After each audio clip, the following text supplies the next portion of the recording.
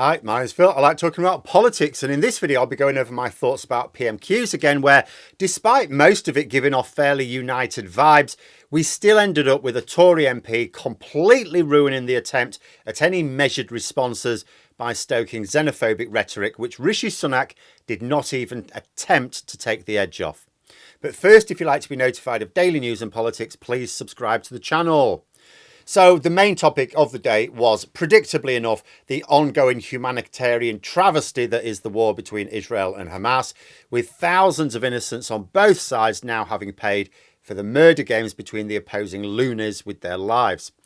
But the proceedings began with a bit of parliamentary theatre, as former SNP MP Lisa Cameron crossed the floor to the Conservatives, accompanied by Theresa May. But most of the questions were, of course, about the situation in Israel and Palestine, made all the more complicated by the bombing of a hospital in Gaza. A war crime, of course, if deliberate, that is explicitly the case. Perhaps even if not, I'm not a legal expert. But as of recording this, we don't know who was responsible. So without going over all the individual questions, I'm going to say most of the questions today were largely in connection with the crisis. They were largely in tune as well with the nature of the debate on the situation from yesterday. Keir Starmer keen to make clear that innocent people in both Israel and Palestine have lost their lives and that international law must be respected, as he has throughout, despite some reporting.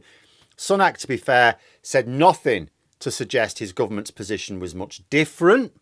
Starmer and Sunak both agreed that civilians should be protected and that the two-state solution was the only realistic prospect for a lasting peace in the region.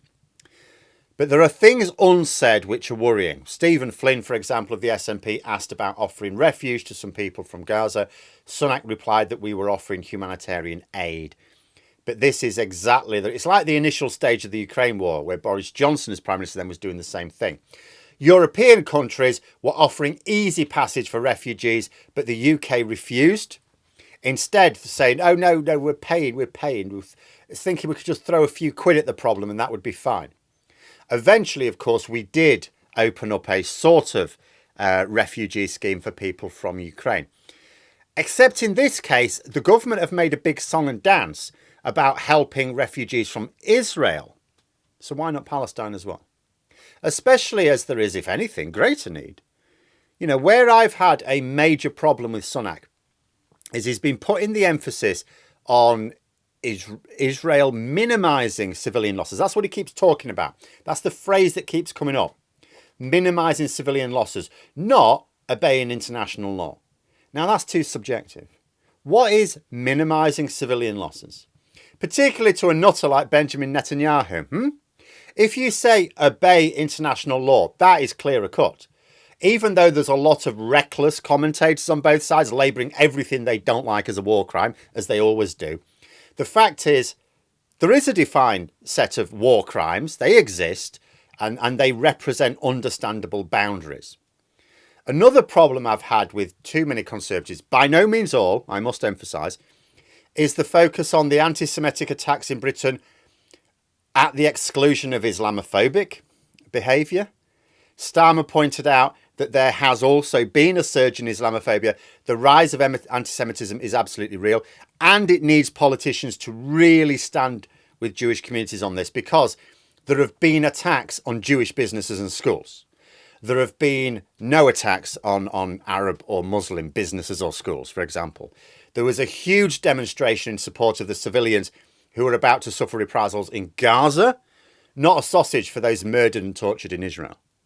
So, of course, politicians had to amplify the messages of support, which would otherwise be in doubt.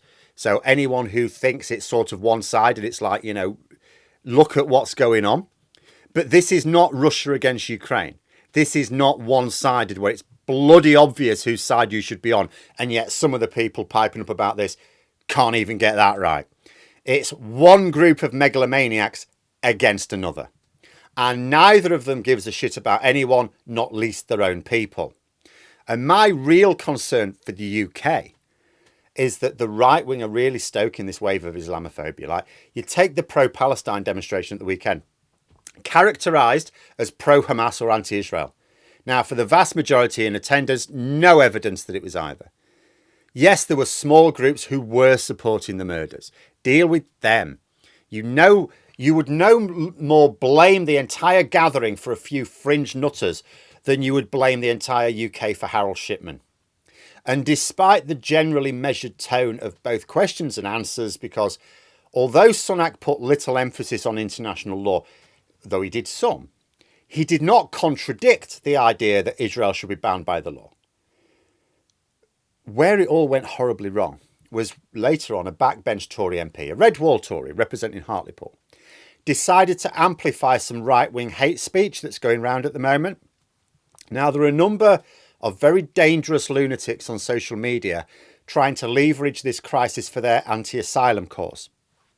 There's a lot of nutters jumping on a lot of platforms and trying to use this humanitarian crisis for their own ends.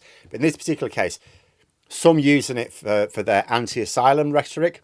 So Jill Mortimer in Parliament today talked about a constituent being stabbed by an asylum seeker, ramped up the anti-asylum rhetoric, described the majority as illegal immigrants.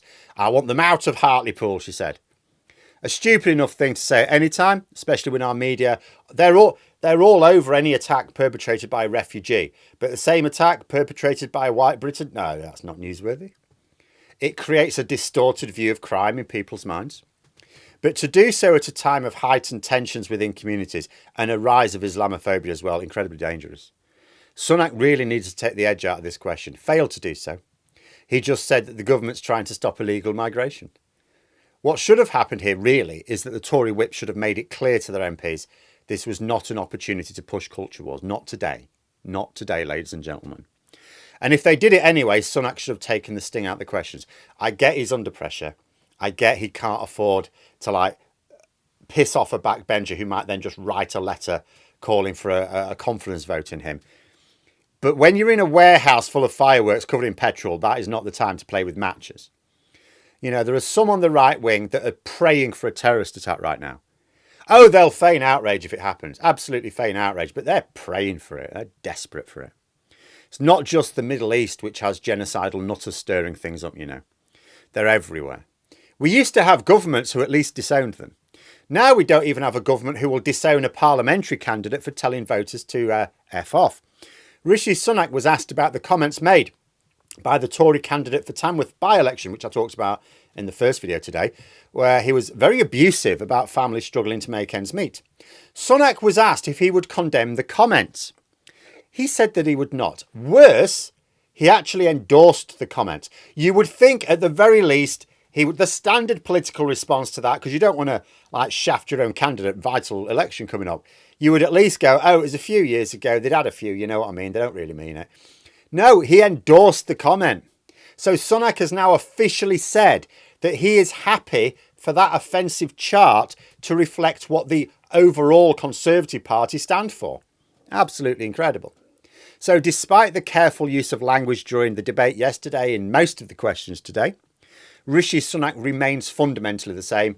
Whatever he might privately believe is right, and who knows, he will sink to any depths in order to remain Prime Minister for a few months more. Now, as I made clear in my related video at the weekend, there is nothing the British government can fundamentally do to improve things in the Middle East, not least this latest war. We're basically powerless, completely powerless, by the way. We can offer advice. Someone may or may not take it. We can push for humanitarian aid. We can certainly do something to help there, but we cannot do anything to calm the tensions down. So in a sense, as long as Sunak doesn't say anything to make things worse, there's no criticism of Sunak related to the atrocities raging in Israel and Palestine. But as I also said at the weekend, the impact is spilling over here. Now here, Sunak does have influence. The most important influence, in fact. Here, poorly chosen words or failures to act can be the difference between calming things down and blowing things up. Because there are lots of people on both sides who are trying to start some sort of war in this country. The government need to be the ones to separate them and sit them down. You know, the Conservatives can choose to govern in the interests of the country, or they can choose to allow others to set fire to it in the hope that the heat somehow improves their own political fortunes. They are choosing the latter right now. But there we are. Those are my thoughts. Let me know yours in the comments below. I hope you found the video interesting. If you did, please click the like button. And if you'd like to support the channel further, the join button for memberships. And until next time, I'll see you later.